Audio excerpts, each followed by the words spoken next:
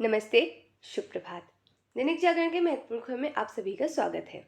आज हम बात करेंगे दैनिक जागरण के कुछ महत्वपूर्ण खबरों के बारे में। साथ ही एक यूपीएससी जो विगत वर्ष में पूछा गया प्रश्न है उस पर भी चर्चा करेंगे। याद रखिएगा, दैनिक जागरण का राष्ट्रीय संस्करण है जिसमें आप लोग को वही खबरें मिलेंगी जो आपके परीक्षा के पॉइंट व्यू से इंपॉर्टेंट होगी। आशा करती हूँ कि आप लोग को यह खबर अच्छी लगे। अगर खबर अच्छी लगे तो कृपया चैनल को लाइक शेयर सब्सक्राइब जरूर करें। धन्यवाद। चलिए देखते हैं आज की क्या खास खबर है, उन्हें एक एक करके देख लेते हैं। खबर की तरफ आगे बढ़ने से पहले हम प्रश्न को देखेंगे, उसके बाद हम खबरों को एक एक करके देख लेंगे। चलिए देखते हैं इसका प्रश्न क्या है। यह सिविल सेवा परीक्षा विगत वर्ष 2012 का प्रश्न है। प्रश्न है निम्नलिखित पर विचार कीजिए। पहला है ब्लैक नेक क्रेन, दूसरा है चीता, तीसरा है उड़न गिलहरी, चौथा है हिम तेंदुआ। तो नीचे उपयुक्त में से कौन सा स्वाभाविक रूप से भारत में पाया जाता है उसका आप लोग आंसर दीजिए। पहला विकल्प दिया है 1, 2 और 3, दूसरा विकल्प है 1, 3 और 4, तीसरा विकल्प है 2 और 4, चौथा विकल्प है 1, 2, 3 और 4। तो आप लोग से अनुरोध है कि आप लोग इसका आंसर कमेंट बॉक्स में जरूर बताएं और इस क्वेश्चन का पूर्ण हम वीडियो को लास्ट में जरूर करेंगे। अगर आप लोग को इसकी पूरी जानकारी चाहिए तो आप लोग वीडियो को लास्ट तक जरूर देखें। तो चलिए देखते हैं आज की क्या खास खबर है, उन्हें एक एक करके देख लेंगे। रामकाज के लिए पीएम ने धारण किया कठोर व्रत। अयोध्या में राम लला की विग्रह की प्राण प्रतिष्ठा के लिए शुरू किया 11 दिवसीय विशेष अनुष्ठान। ऑडियो संदेश जारी कर कहा, गर्भगृह में उस पल हृदय के हर स्पंदन में मेरे लिए साथ होंगे 140 करोड़ भारतीय। ईश्वर रूपी जनता आशीर्वाद देती है तो मुझ में नई ऊर्जा का संचार होता है। नमो ऐप पर मांगा लिखित आशीर्वाद। आपको बता दें अभी 22 जनवरी को ना होने वाला है रामलला का प्राण प्रतिष्ठा, उसी की तैयारी चल रही है। उसी में देख रहे हैं कि महाराष्ट्र के नासिक में शुक्रवार को राम कुंड में विविध पूजा अर्चना करते हुए प्रधानमंत्री नरेंद्र मोदी जी। प्राण प्रतिष्ठा समारोह धार्मिक नहीं राजनीतिक, कांग्रेस पार्टी प्रवक्ता ने कहा शंकराचार्य की सलाह बिना हो रहा है आयोजन। आपको बता दें अभी अयोध्या में रामलला के विग्रह की प्राण प्रतिष्ठा समारोह का कांग्रेस द्वारा निमंत्रण को ठुकराया गया है। उसी में राजनीतिक घमासान चल रहा है। उसी वही कह रहे हैं कि प्राण प्रतिष्ठा समारोह धार्मिक नहीं राजनीतिक है। तारीख का चुनाव नहीं, चुनाव देखकर तारीख तय की गई है। प्राण प्रतिष्ठा समारोह में नहीं जाने का लेकर भाजपा के हमलेवार का जवाब। दुश्मन के विमान को पल भर में नष्ट करेगी नई आकाश मिसाइल। डीआरडीओ ने चांदीपुर में किया नई पीढ़ी की आकाश एनजी मिसाइल का सफल परीक्षण। रक्षा मंत्री ने डीआरडीओ और भारतीय वायुसेना की टीम को दी बधाई। आपको बता दें डीआरडीओ रक्षा मंत्रालय अनुसंधान एवं विकास का एक विंग है जिसका लक्ष्य भारत को अत्याधुनिक रक्षा प्रौद्योगिकी को सशक्त बनाना है। इसकी स्थापना वर्ष 1958 में रक्षा विज्ञान संगठन के साथ भारतीय सेना के तकनीकी विकास प्रतिष्ठान तथा तकनीकी विकास और उत्पादन निदेशालय के संयोजन के बाद की गई थी। इसका हेडक्वार्टर आप लोग को नई दिल्ली में देखने को मिलेगा।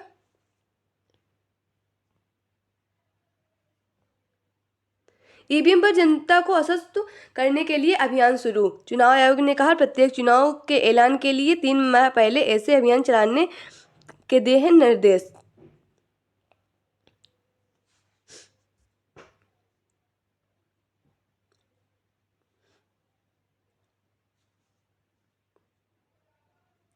आपको बता दें ईवीएम यानी इलेक्ट्रॉनिक वोटिंग मशीन की बात हो रही है।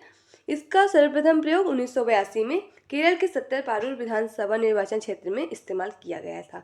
अब वीवीपैट की बात करें, इलेक्ट्रॉनिक वोटिंग मशीन से संबंधित एक स्वतंत्र सत्यापन प्रिंटर मशीन है जो मतदाताओं को यह सत्यापित करने की अनुमति देती है कि उनका वोट उचित तरीके से दर्ज किया गया है। वीवीपैट भारतीयों को पहली बार भारत में वर्ष 2014 में लोकसभा चुनाव के लिए उपयोग किया गया था। बंगाल की खाड़ी में 7.5 साल बाद मिला वायुसेना का लापता विमान। 2016 में एक मिशन के दौरान लापता हो गया था विमान। चेन्नई से पोर्ट ब्लेयर जा रहे विमान पर 29 लोग थे सवार। तिरंगे से हुई है पहचान। एक अन्य विज्ञानी ने कहा कि शुरू में लगा यह मालवा जहाज का है, लेकिन कभी से जांच कर भारतीय वायुसेना के विमान पर बने तिरंगे से पहचान में सफलता मिली है।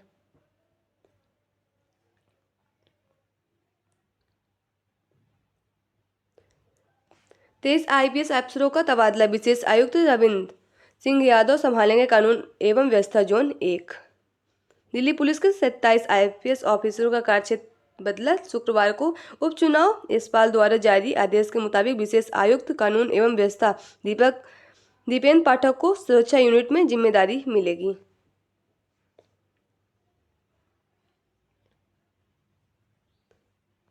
ये हमारे प्रधानमंत्री नरेंद्र मोदी जी कह रहे हैं कि राजनीति में आए युवा और परिवारवाद को कम करें।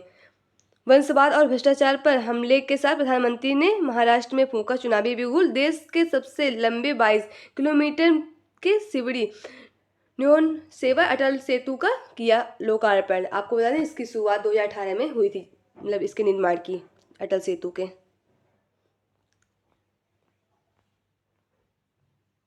पीएम आवास योजना में हर महीने मिलेंगे 2 लाख घर।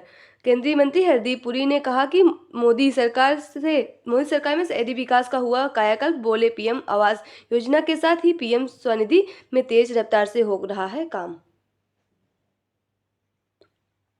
अब यहाँ आप लोग को राजनीति से जुड़ी खबरें मिलेंगी। देख रहे हैं ना कि होने वाले लोकसभा चुनाव, उसी की तैयारी चल रही है। पुंछ में आतंकियों ने सेना के काफिले पर किया हमला। सैन्य अधिकारियों के वाहन पर लगी 2 गोलियां। जवाबी कार्रवाई के बाद भागे आतंकी। कृष्ण घाटी के दर्रा क्षेत्र में घात लगाए बैठे थे आतंकी। आपको बता दें इससे पहले 21 दिसंबर को भी हमला हुआ था पुंछ में। राजौरी और पुंछ में चलेगा स्टैग 24 अभियान। उत्तरी कमान प्रमुख लेफ्टिनेंट जनरल उपेंद्र द्विवेदी ने राजौरी सेक्टर के अग्रिम चौकियों का दौरा किया। देश की रक्षा में तैनात सैनिकों का हौसला बढ़ाया। इसके अलावा नियंत्रण रेखा और भीतरी इलाकों में मौजूद सुरक्षा स्थिति पर काउंटर इमरजेंसी फोर्स रोमियो यानी CRF delta S of sprint division के अधिकारियों के साथ राजौरी के पामामा में बने रोमियो फोर्स मुख्यालय की बैठक की थी। आपको बता दें अगर चीन और पाकिस्तान जैसे हमारे पड़ोसी होंगे तो हमारे रक्षा मंत्रालय को और सशक्त बनने की जरूरत पड़ेगी। यह आप लोग का संपादकीय पात्र है। यहाँ आप लोग के लिए प्रीलिम्स, मेंस, इंटरव्यू, अन्य प्रतियोगी परीक्षाओं से जुड़ी खबरें मिलेंगी, जिसे आप लोग जरूर पढ़िए। या आपके आने वाली कॉम्पिटिटिव एग्जाम, अन्य प्रतियोगी परीक्षा की अगर आप लोग तैयारी कर रहे हैं, सिविल सर्विस की तैयारी कर रहे हैं, उसमें आप लोग के लिए जो आंसर राइटिंग होती है उसके लिए बहुत ही इंपॉर्टेंट होगा, क्योंकि उसमें आंसर राइटिंग के लिए इसमें कुछ महत्वपूर्ण आर्टिकल दिए जो आपके परीक्षा के पॉइंट व्यू से बहुत ही इंपॉर्टेंट है, जिसे आप लोग जरूर पढ़िए। ग्रामीण पर्यटन से आर्थिकी को बल।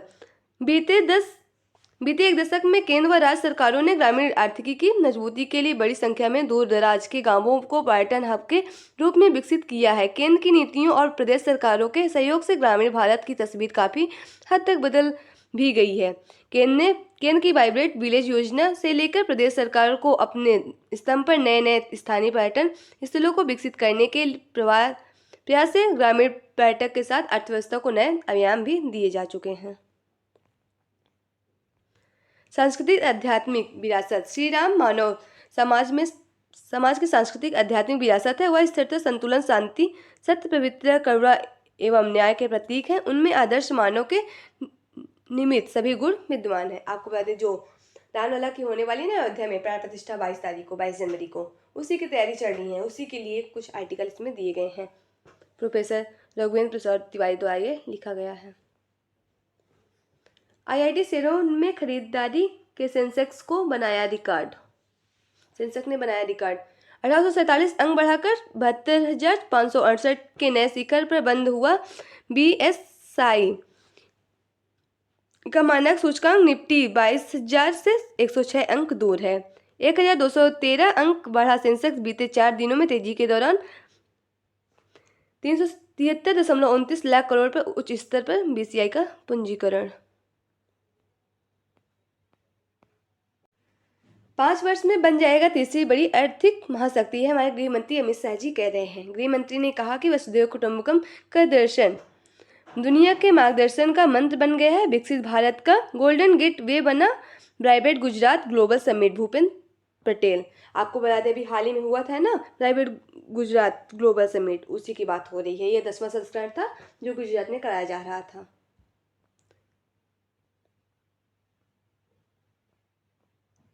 यहाँ आप लोग को अंतर्राष्ट्रीय जुड़ी खबरें मिलेंगी। अमेरिका ब्रिटेन का हाउती के ठिकानों पर हमला। यमन में स्थित 60 ठिकानों पर 100 से ज़्यादा मिसाइलें बम दागे, 5 मारे गए।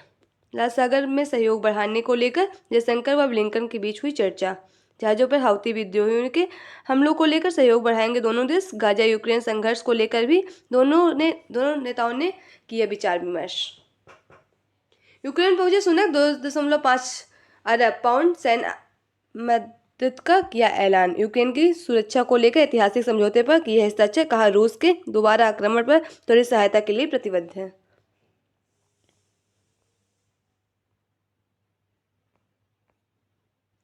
यहाँ आप लोग को खेल से जुड़ी खबरें मिलेंगी।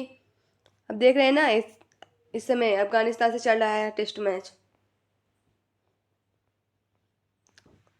तो आप लोग पढ़ते रहिए, देखते रहिए कि क्या होता है। यहाँ आप लोग के लिए जनरल नॉलेज से जुड़ी और आपके परीक्षा पॉइंट से बहुत ही इंपॉर्टेंट खबरें मिलेंगी, जिससे आप लोग जरूर पढ़िए। अंतरिक्ष में जाने वाले पहले भारतीय राकेश शर्मा। राकेश शर्मा का जन्म 1949 में आज ही पटियाला में हुआ था। बचपन में मन में आसमान में उड़ने की तमन्ना जागी थी। 1970 में पायलट के रूप में भी भारतीय वायुसेना में नियुक्त हुए थे।